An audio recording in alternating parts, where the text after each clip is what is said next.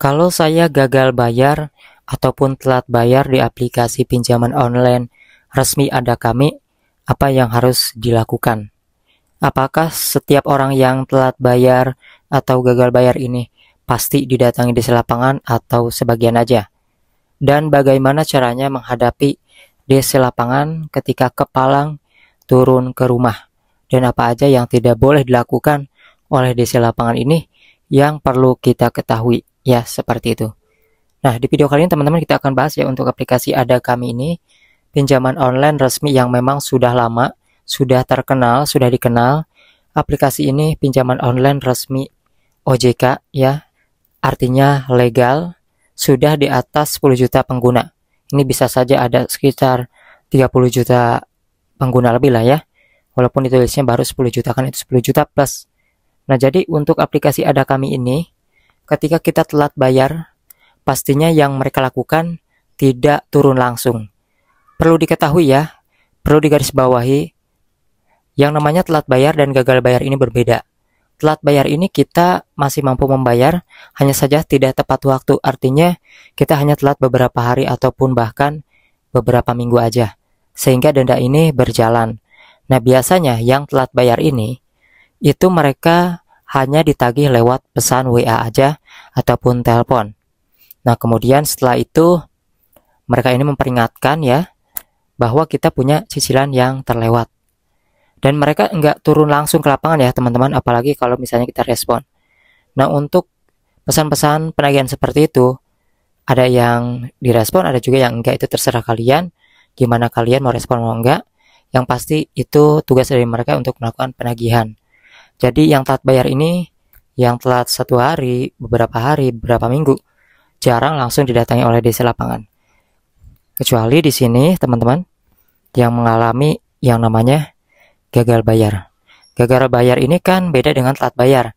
Kalau telat bayar tadi masih sanggup bayar, hanya saja telat tapi gagal bayar, ini udah pasti gak ada uang sama sekali, gak sanggup bayar sama sekali.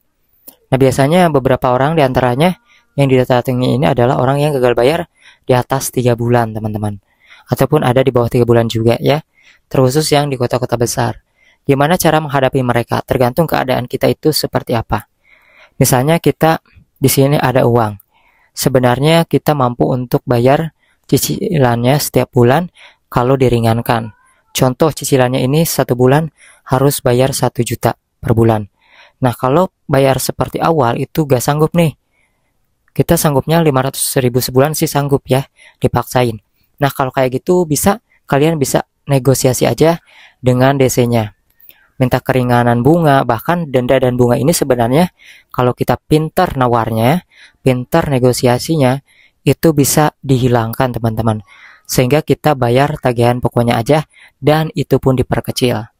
Nah, kalau misalnya ada uangnya seperti itu ya kalian bisa negosiasikan ya, tawar ke mereka.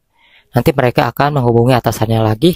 Oh, oke lah, deal seperti itu ya. Nah, tapi ingat jangan sampai kalian membayar tagihan di luar aplikasi ya.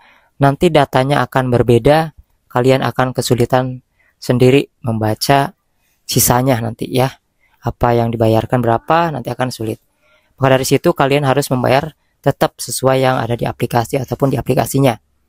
Nah, lalu gimana nih kalau misalnya kita benar-benar memang belum kerja, gak ada uang sama sekali nih buat bayar, mau setengahnya, mau seperempatnya ya, belum bisa.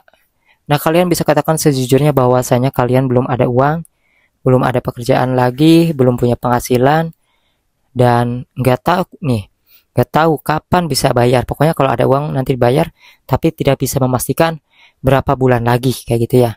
Biasanya mereka akan menerima informasi tersebut dan menyampaikan ke perusahaannya ataupun ke atasannya. Nah, maka dari itu buat teman-teman yang mengalami gagal bayar seperti itu, tinggal kalian negosiasi aja. Kalau ada uang setengahnya, kalian bisa cicil, minta keringanan. Kalau misalnya gak ada uang, kalian bilang gak ada uang. Ingat, jangan sampai maksa-maksa buat harus bayar hari itu. Mereka juga gak akan maksa ya. Jadi kalian jangan sampai kelihatan panik.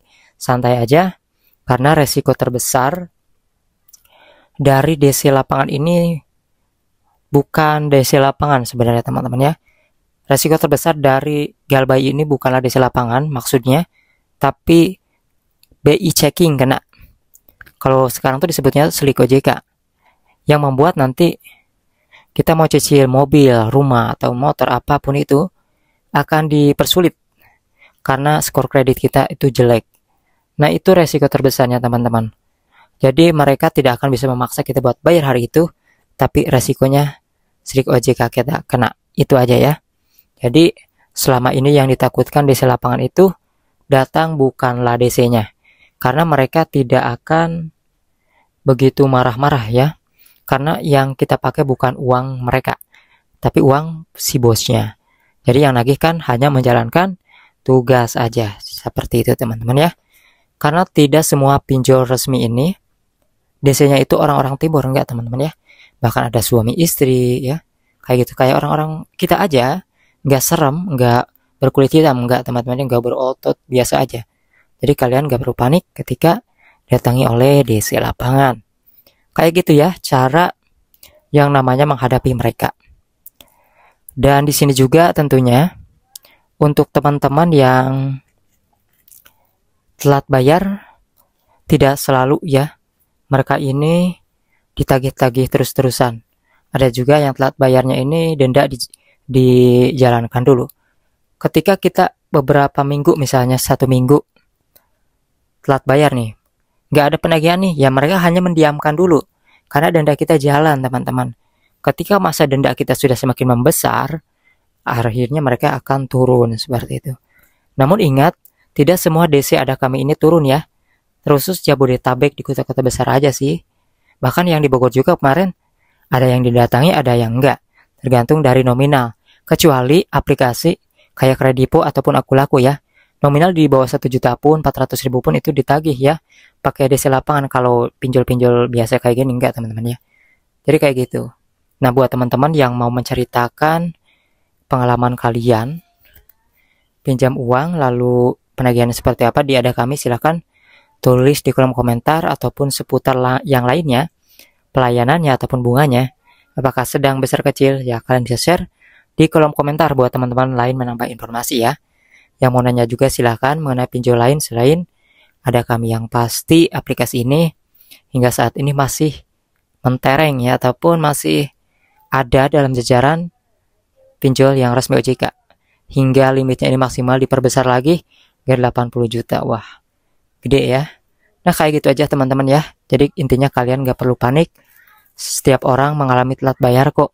Setiap orang, banyak banget kok yang mengalami gagal bayar. Jadi selama kita ada niat baik, ya kita bisa kumpulin dulu uangnya. Kalau misalnya belum ada uang, ya jangan dipaksakan hari itu juga teman-teman, jangan sampai kayak gitu ya. Intinya santai aja, banyak kok orang yang mengalami hal tersebut.